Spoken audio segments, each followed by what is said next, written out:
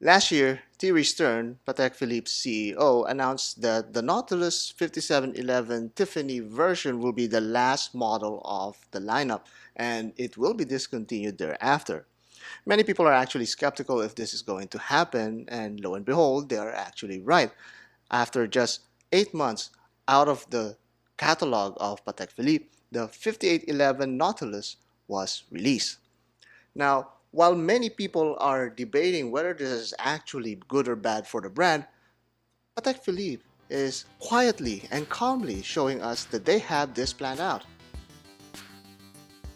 All the fuss is about the release of the updated Nautilus, the 5811. Beside the 5711, the first major difference is the case diameter that grew 1 millimeter compared to its outgoing model. The case is also slimmed down ever so slightly by 0.1 millimeters. It now uses an updated caliber, the 26-330, that sports a hacking seconds feature that was absent from the caliber 324. The 5711 has a bracelet that seemed to have been left behind by modernization with its outdated fold-over clasp and friction lock mechanism.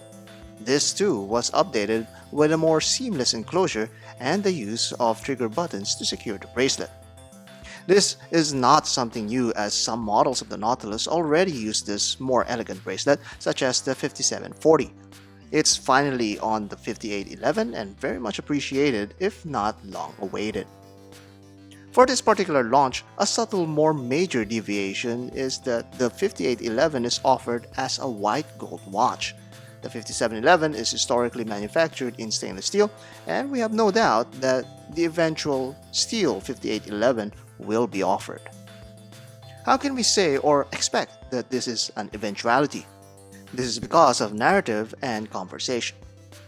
A narrative is simply put a story of something. More elaborately, it's a story or a description of a series of events, according to the Cambridge Dictionary. The narrative is that at some point Patek Philippe was born, forced to change, released the Nautilus, became horology royalty, and continues to live on.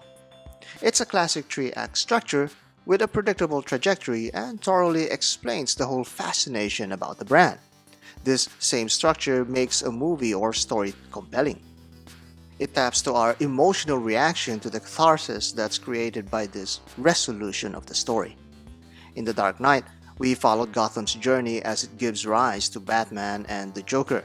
We saw them engage numerous times, climaxing to Gotham City's decision to stand up against evil through their choice. This provides a resolution to our protagonist and antagonist, a wholly satisfying end to the current narrative. Thierry Stern created this climax in the current narrative of Patek by discontinuing the 5711. But does releasing the 5811 so soon delivers that satisfying resolution to the Nautilus saga?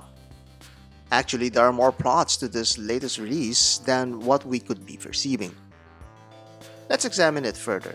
Using the 5711 parts, we can observe some interesting details. The previous model uses a three-case construction. The 5811, however, goes back to the two-case construction by fusing the caseback and mid-case together. This makes the caseback cleaner with the grooves being eliminated. They then reoriented the lever and crown mechanism on the dial side, making the servicing part easier. Then the frame of the date window that we've been seeing in the latter 5711s is included in this latest iteration. And finally, the bracelet now includes some micro adjustments on both sides, a comfortable upgrade. What's telling about these is that all of these upgrades are meant to refine the Nautilus even more. They may seem significant but nothing groundbreaking. The fact that they couldn't hold for more than a year to release the 5811 means it's not meant to be a resolution, but another step to push the narrative. That's where the conversation comes into play. All of this is to create a buzz among the fans and viewers. By creating a climactic event, our conversations fuel the ever-so-churning hype machine. It was all part of the plan. We all predicted that they will not kill their cash cow, much like Warner Brothers can't help but milk Batman with every next new movie. It does keep the investors happy after all.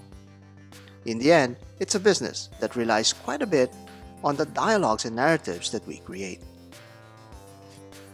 Patek Philippe is simply doing something that's really a standard practice in any industry, which is upgrading their flagship model. Now, whether you believe the hype or not, Patek Philippe has this all planned out as a blueprint for a conversation.